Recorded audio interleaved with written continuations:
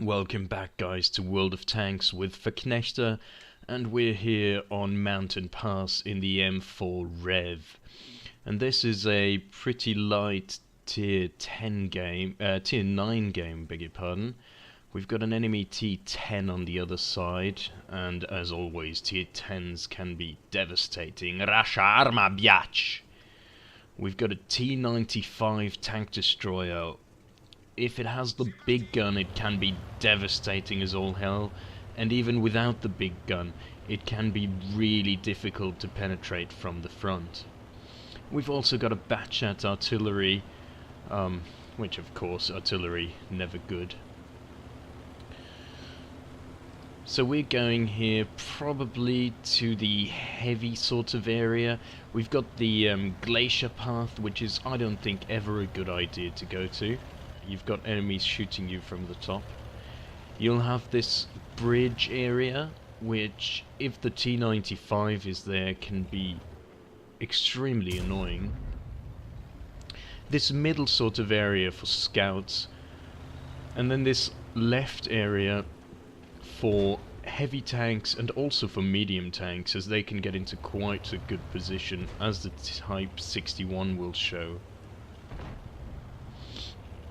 So we do try to take a few pot shots at the other side, but realistically they're probably not going to hit if there's nothing spotted, and there were only 3 tanks spotted. So I think on this side, on this particular side, the other side, the north spawn, has a slight advantage because they have this hill here where they can shoot down from, and they've also got this ridge at the back where they can hide behind, as the T10 is now doing. And getting this T10 out of his hold down position is going to be extremely difficult. So here the Super Pershing shows up. He's already been hit. And maybe we can get a shot into his cupola. They're really the only place where you can penetrate the Super Pershing reliably from the front. I mean, there are some smaller weak spots, but hitting those is quite the challenge, to say the least.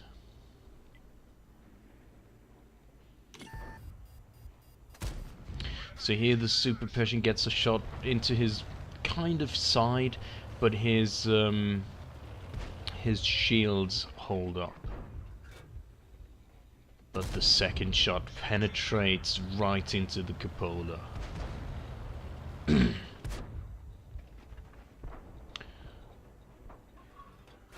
And there's the third shot.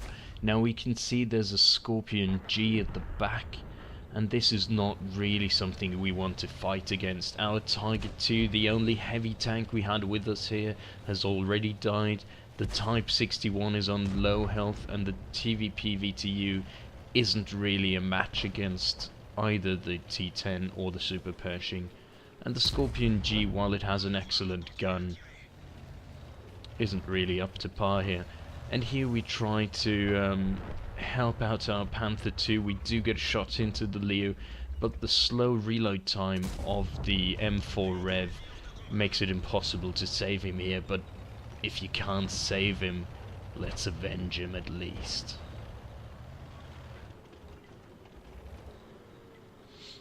So the Super Pershing got taken out, which is a great help, but we've still got that hold down T10, and this is never something you want to fight. So we do pull back.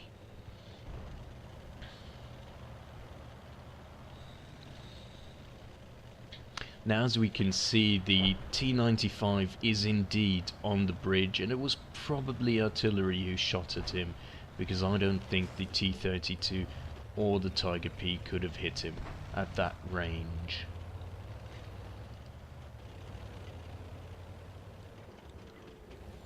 So we take up positions here to hopefully stop the Scorpion Gs and the T10 from pushing on. We load heat for the T10.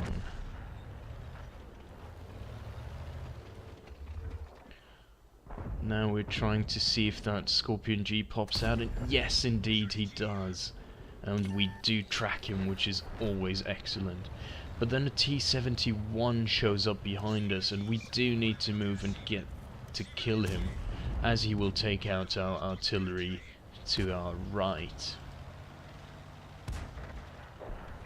And we can't save artillery, but once again, if we can't save them, at least we can avenge them. And now the fight behind us is lost. Both the Scorpion G and the Type 61 are gone, and we hit this T-49 on the move. So we do pull back, the TVP is gone, everything behind us is lost.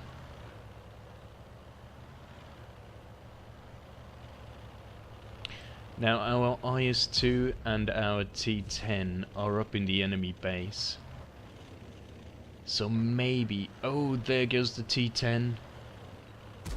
Well, just the IS-2 then. Maybe we can get them to pull back. And this here, I believe, is a very risky... yeah, oh my god. This isn't the best play. Pushing a bridge with a T-95 at the back... there are better things you can do. Now Verknechter's trying to get that T-32 to turn back, but I think the T-32 is actually in the perfect position here. He can hold off the T-29 and the T-95 as we take out that Scorpion G going for the flank. And Verknechter didn't really see that the T-10 is actually up ahead on the bridge. But once again, this isn't the fight we should be choosing. This is never going to last for us. And this is the crucial hit. We get hit for our gunner and for our commander. And who do we resuscitate? And it has to be the gunner. But this of course means that we're now blind as a bat.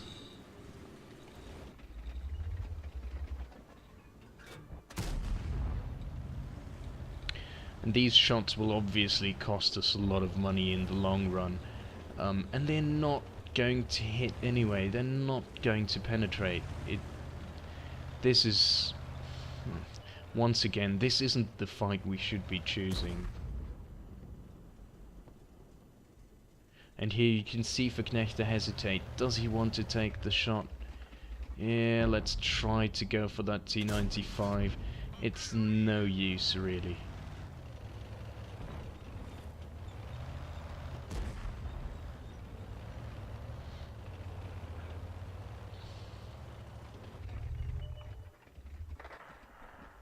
And the T-10 takes out our Scorpion G, so now we're on 3 versus 3, but they've got 2 Tier 9 tanks, and we've only got 2 Tier 8 tanks, and both of course are Tier 7 Cancer.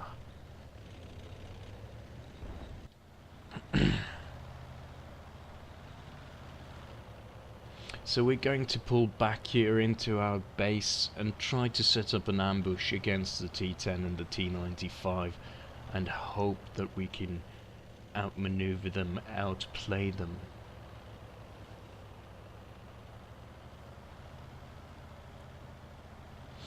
So I'm going to speed this up a little as we climb the hill and try to get into a good position.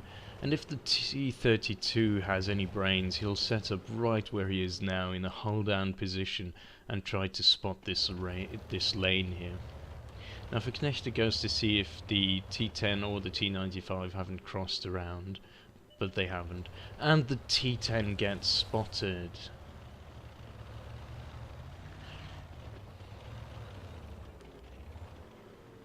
And this is once again a questionable play. We do hit the T-10, but he hits us back, and he's in a position to trade, and we're not. And now we do need to be careful of artillery.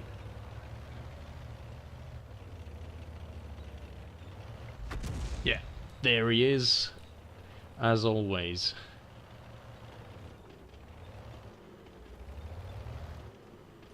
And now this turns into a peek and hope you don't get shot, but do hope that you can return fire kind of thing. There's the T10, and I think we should have moved here, and Verknechter's trying to tell the T32 to come up the hill, which isn't going to happen anymore. He's already pulled back too far.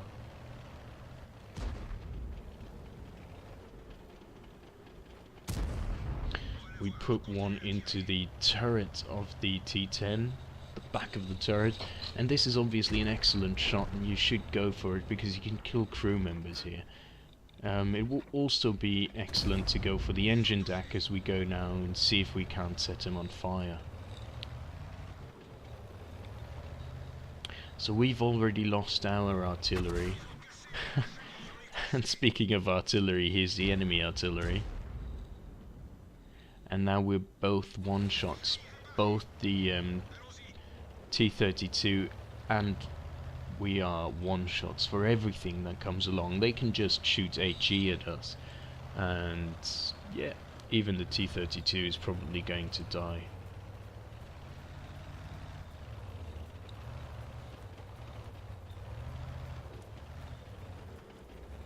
And this looks really tense. This is the nail biter we've been waiting for. What's going to happen?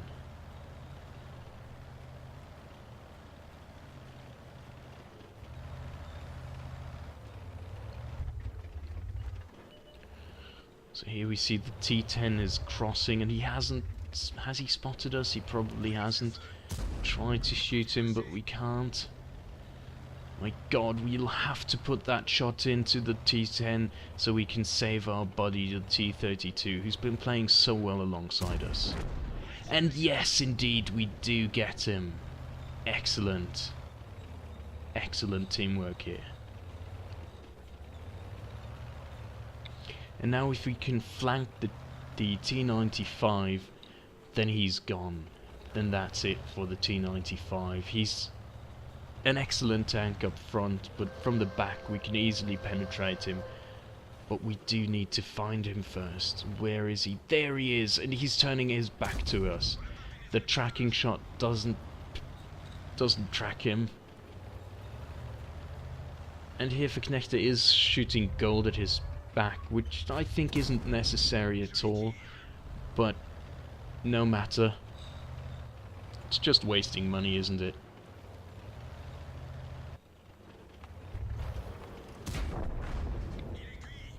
So we do finish off that T-95. And finding this Crusader SP is only a matter of time now, but time is something we don't have, and spoiler alert, we don't make it. It's going to be a draw here. So guys, here are the end plates. This was a Mastery Class badge for us. It was also the second Mark of Excellency on the M4Rev, and we got a high caliber. We got 5,392 damage dealt with 4 kills and 967 base experience on a draw. We also made 75,380 credits on this draw, and with premium we got 2,511 experience. So guys, I do hope you enjoyed this little replay. I do hope you click that subscribe and like button. It really helps the channel out, and I'll see you on the next one.